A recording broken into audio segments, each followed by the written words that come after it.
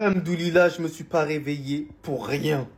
Oui, oui, oui. Le Real Madrid s'impose sur le score de 2-1. C'est vrai que j'ai flippé parce qu'on encaisse le premier but. Oh mon Dieu, qui fait pas le meilleur match depuis le début de la saison. Mais sincèrement, il a été incroyablement décisif. Grâce au travail de Sen dans le duel aérien sur une passe de Carreras. Et d'ailleurs, on va en revenir sur le match de Carreras. Sen arrive à faire une magnifique passe décisive. Arda Güler qui arrive à finaliser cette action-là.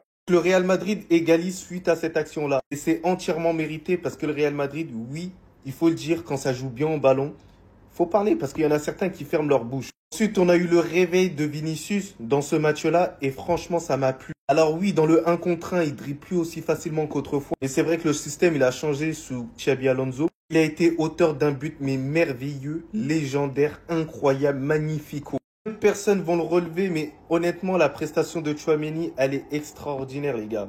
C'est un pilier, un pionnier du milieu de terrain de Xabi Alonso. Imaginez-vous, il y a quelques mois, tout le monde voulait qu'il se barre. Ensuite, Mbappé, il y en a beaucoup qui vont lui cracher dessus parce qu'il n'a pas marqué de but. Mais moi, je veux dire qu'il a fait un très bon match. Oui, les gars, le football n'est pas une histoire de stats. Mbappé, dans ses déplacements, assez intéressant. Alors, c'est vrai que par moment, il pouvait donner la balle un tout petit peu plus rapidement. Ça fait partie du syndrome de l'attaquant de pointe. Être égoïste à certains moments. Carreras, héroïque aussi, hein. Match stratosphérique de sa part. Décidément, on a notre titulaire en tant que latéral gauche. C'est moi qui vous le dis, hein. Lorsqu'on a un vrai latéral, bah, ça fait du bien. Pas Fran Garcia. Son corps match peur. C'est même pas courir sur un terrain de football. Il fait semblant de courir vite sur un terrain de football. Parce que regardez l'arrêt qu'il fait sur la ligne. Mais d'ailleurs, on va en parler, les gars, tranquillement de ça. En tout cas, les gars, fiers de mon Real Madrid, on met la pression sur le FC Barcelone. Tranquille, c'est le début de saison. On met la pression sur le FC Barcelone. Mais sinon, en vrai, c'est à toi. Bon, en tout cas, on bien, alhamdoulilah. Barça, vous avez intérêt à gagner, hein.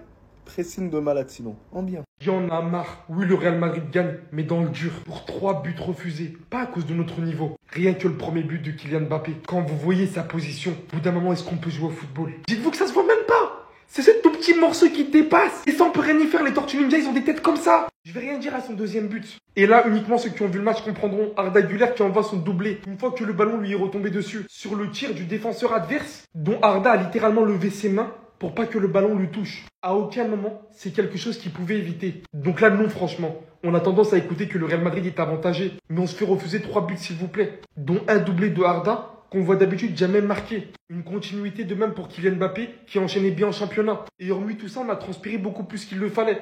Alors qu'on était largement meilleur dans le jeu. Le Real Madrid devait tranquillement remporter ce match. Mais entre les règles de merde, et franchement, j'insiste vraiment sur ça, sur lequel il faut revenir, et les mauvais choix arbitrales, il y en a marre. Le championnat il vient de commencer, j'en ai déjà marre. Franchement, c'est déjà insupportable. J'espère vraiment que ça va pas être comme ça tout au long de la saison. Je vais vite péter un câble sinon. Il faudra compter avec le Real Madrid de Xabi Alonso cette saison. Rappelez-vous, au bout de la première journée, vous étiez tous là à critiquer, à dire qu'il n'y avait pas d'évolution dans le jeu, etc., etc. Mais au bout de 3 journées, on voit un peu plus d'évolution. On voit un Real Madrid qui nous offre déjà de plus belles choses collectivement sur le terrain. Un Real Madrid qui assure l'essentiel avec 9 points sur 9 en ce début de saison. Et un Real Madrid qui a encore une marge de progression totalement folle, sans Jude Bellingham en plus qui n'est pas encore revenu de blessure. Xabi Alonso, il prend des risques. Il aligne des jeunes. Mastantuono, il a 18 ans, ça fait 2 matchs qu'il débute titulaire. Il a viré tout le monde pour mettre Arda Güler titulaire.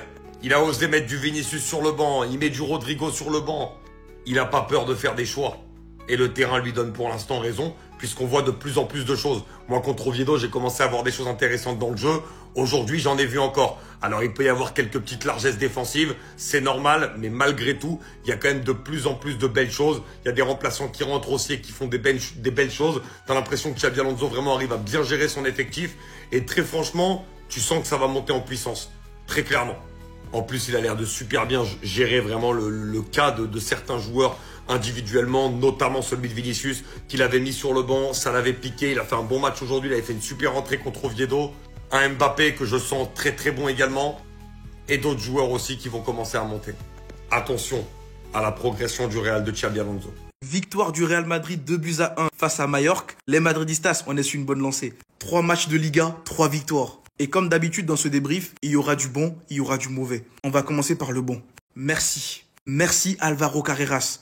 Parce qu'on doit tous le remercier. Il nous sauve littéralement sur cette action-là. Sans lui, on fait 2-2.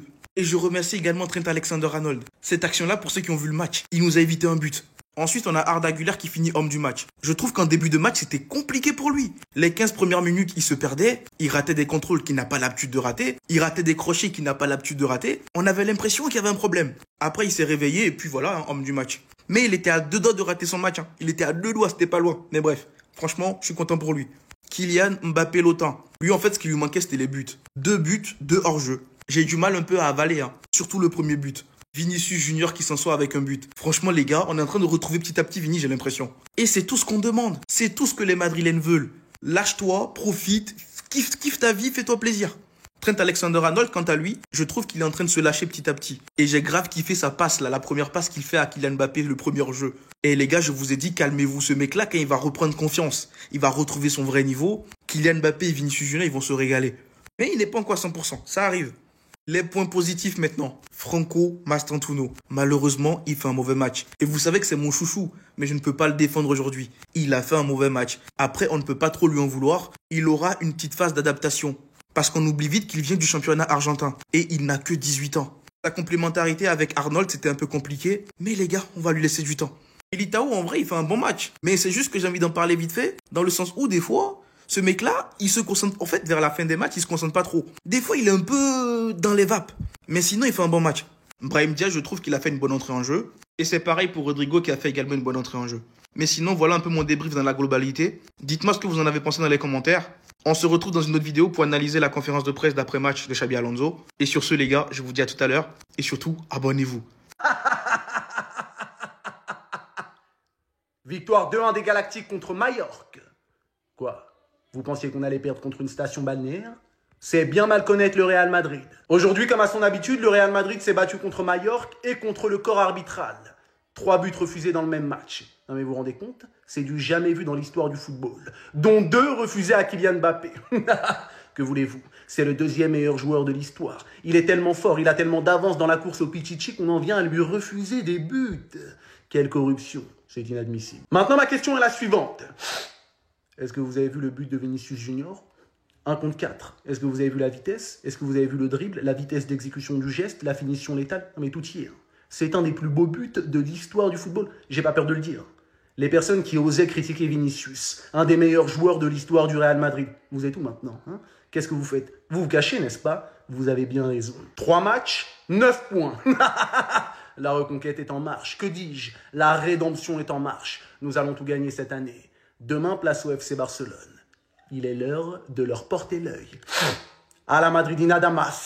Voilà, le duo Tchouaméni-Hollande, c'est ça. C'est des muscles, c'est de la rugosité, mais c'est que très peu d'élégance, c'est que très peu de gestion balle au pied. Et aujourd'hui, encore une fois, j'ai l'impression que tactiquement, surtout dans ce milieu de terrain-là, il y a eu beaucoup de trous, beaucoup trop d'espace. Un Valverde qui était peut-être un petit peu trop par séquence et on s'est vraiment fait prendre dans le dos quelquefois. Kairas nous fait un sauvetage qui est miraculeux, qui est extraordinaire. Quelques occasions de Courtois bien sorties, etc. Mais j'ai trouvé que contre Majorque, on était quand même en difficulté dans le milieu de terrain, soit à la création balle au pied. Ce petit bonhomme-là, il nous manque énormément avec Modric aussi, mais aussi dans la capacité défensive à recevoir les actions. On a eu beaucoup de mal à se replier, à être cohérent même dans le pressing offensivement. J'ai trouvé que Majorque se débarrassait trop facilement de notre pressing. Et je ne pense même pas que sur une séquence de pressing, peut-être une ou deux sur le but de Vini, notamment hors jeu de Mbappé, il fait une bonne récupération. Mais est-ce que sur un pressing collectif, vous avez vu que le Real Madrid a récupéré un ballon haut, qu'on a su agresser le porteur du ballon, être cohérent, être collectivement soudé pour la récupération du ballon? Moi personnellement, j'ai pas senti ça. Alors évidemment, je trouve qu'il y a quand même beaucoup plus de courses vers l'avant, beaucoup plus de courses pour récupérer le ballon, même pour agresser le porteur du ballon, même quand le pressing du Real Madrid est battu. Mais je trouve quand même que ça manque encore d'expérience. C'est normal, Xabi met ça en place depuis quelques semaines, quelques mois, donc il faudra attendre quelques mois encore une fois en janvier pour qu'on voit peut-être de la cohérence et enfin que ce pressing-là marche. Mais c'est vrai que j'ai trouvé un Real Madrid qu'aujourd'hui, la victoire elle est là, mais j'ai trouvé que le Real Madrid quand même, on a manqué de constance au milieu de terrain, de puissance, mais aussi de capacité à ressortir le ballon et surtout plutôt de gérer ce tempo du match, d'avoir un mec qui te met le pied sur le ballon et tu peux te dire voilà, là tu souffles parce que le mec te gère le tempo, parce qu'il te trouve des angles de passe qui sont bonnes. Et malheureusement, le mec qui est le plus à même de nous faire ça, c'est Dino Chen qui est défenseur central. Mais Madridistas, victoire 2 buts à 1, 3 buts annulés. 3 buts annulés. Tcha, tcha, tcha, tcha. Bon, les deux hors-jeu, là, il n'y a pas de débat, mes madrilènes. Il n'y a pas de débat. C'est hors-jeu, on annule le but, point final. Après, le but est d'Arda, les amis, il est dans la surface. Il touche de la main, on annule le but aussi. Ici, il ne faut pas chercher les problèmes. Hein. On annule le but et point final. Mais bon, revenons sur le match. Déjà, on encaisse un but. Ça, c'est pas bien. Ça, c'est pas bien. Fallait finir le mois d'août en beauté, en plus de ça, à la maison. Bon, on encaisse un but, mais derrière, on revient, les amis. Enfin, ça a pris un peu de temps, mais on a remonté le score avant la mi-temps. Et ça, c'est très bien parce que si on part à la mi-temps en étant miné 1-0, franchement, la deuxième mi-temps allait être très long, les amis. Vous savez très bien qu'une équipe comme ça, ils allaient défendre derrière comme pas possible, sachant que ils mènent au score, ça allait être hyper compliqué. Mais bon, on est revenu.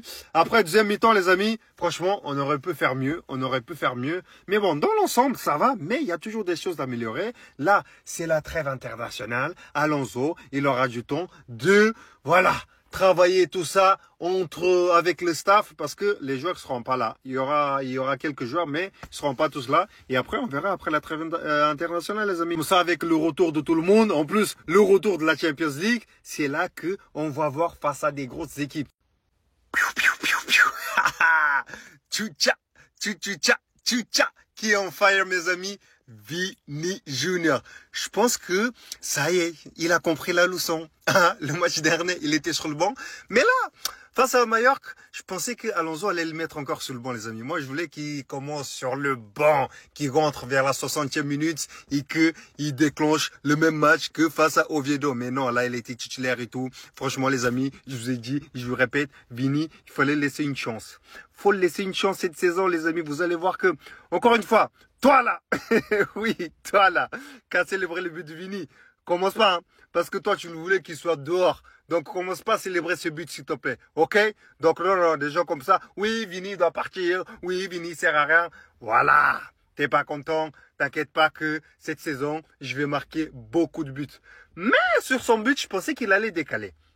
Sincèrement, quand j'ai vu la question, je me suis dit, avant qu'il fasse le petit crochet, je me suis dit, il va décaler. Mais non, il a saisi sa chance. Il a bien fait. Voilà. Vini, it's back. Vini, it's back, mes amis madrilènes. Voilà, ça va nous faire du bien. C'est ça qu'on voulait. Oui, évidemment, on va parler de ces deux mecs, parce que c'est les deux joueurs qui ont été décisifs aujourd'hui. Mais tout d'abord, merci Carreras, et ensuite, merci Trent Alexander-Arnold, parce qu'aujourd'hui, défensivement, surtout en deuxième mi-temps, on a subi des choses qu'on ne devait pas subir, des occasions, des actions, un milieu de terrain, vraiment un gruyère. J'ai fait une vidéo complète, hein, mais la rugosité, c'est bien, mais la précision technique et les trous qu'on a laissés, c'est pas normal. Donc, vivement que tu reviennes pour équilibrer le milieu de terrain. Et bien sûr, je vais laisser le temps à Xabi de mettre ce qu'il a à mettre en place, mais honnêtement, au milieu de terrain aujourd'hui, j'ai été très déçu des espaces, même au niveau du pressing, mais bon, j'en parle plus amplement dans la vidéo que j'ai sortie tout à l'heure au niveau des milieux de terrain. Mais bon, évidemment, on va parler de l'entente Arda Güler sur le premier but du Real Madrid, mené 1-0 sur un corner de Muriqi.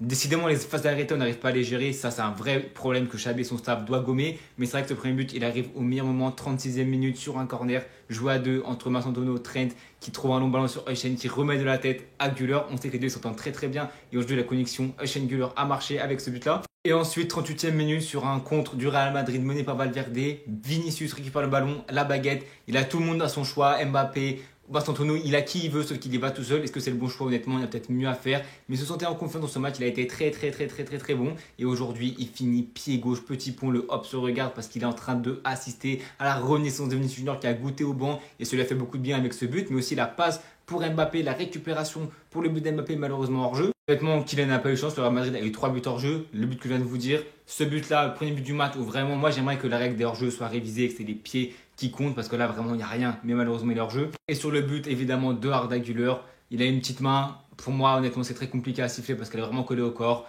La règle dit que s'il y a main et qu'il y a un but, le but ne compte pas. Donc bon, ça prive Arda Güler d'un doublé aujourd'hui, malheureusement. Donc voilà, le principal, il a été fait. C'est les 3 points avant la trêve. Les joueurs partiront avec leur sélection, la tête libérée. Et on espère qu'ils reviendront le plus fort possible et avec le moins de blessures parce qu'on va entamer la LDC. Ça sera des gros matchs. Là, on reconnaît notre Vinicius, un Vinicius percutant qui prend ses responsabilités. Il n'y a qu'à voir comment il célèbre, il est plein de confiance. Et cette version-là qu'on avait perdue, enfin, il est de retour. Ce but va lui faire énormément de bien. En 3 matchs, il aura inscrit 2 buts et une passe décisive. Et en plus de ça, là, on commence à avoir une petite connexion qui se crée entre lui et Kylian Mbappé. Il le cherche beaucoup d'ailleurs dans le match. Même ici, ça se voit, hein. Il aura juste fallu qu'on mette sa place en danger une seule fois, les amis, pour qu'il se réveille. Dans cette première mi-temps-là, c'était le joueur le plus percutant du Real Madrid. Malgré les difficultés qu'on avait pour débloquer la situation, étant donné que Mallorca, encore une fois, joue bloc bas, comme par hasard. Kylian Mbappé qui, malgré une finition d'extraterrestre, le gars, il est tout le temps en hors-jeu. Dites-vous que là, il y a eu 2 buts refusés pour hors-jeu, des buts magnifiques en plus de ça. Cependant, sur le deuxième but, il n'y a pas de souci, mais le premier but de Kylian Mbappé, là, qui peut me dire où il est en hors-jeu ici? Ne parlez pas de son bras parce que ça compte pas, ou bien c'est un morceau de son crâne qui dépasse, dites-moi. Heureusement qu'Arda Güler est venu nous libérer parce que c'est juste après ce but-là que la situation s'est débloquée. Arda Güler qui d'ailleurs avait beaucoup de mal en début de match, il perdait beaucoup de ballons, les passes n'étaient pas si précises que ça, beaucoup trop de mauvais choix, mais juste après son but-là, le gars s'est réveillé, il commençait à bien jouer. Et en parlant de situation débloquée, c'est là que Valverde récupère le ballon sur un magnifique contre du Real Madrid. Vinicius prend le ballon, le Real Madrid est à 5 contre 3. Il aurait bien pu faire la passe à Kylian Mbappé ou à Mastantuono, sauf que non, fan de frappe, il se met sur son pied gauche et il enchaîne avec un tir. But.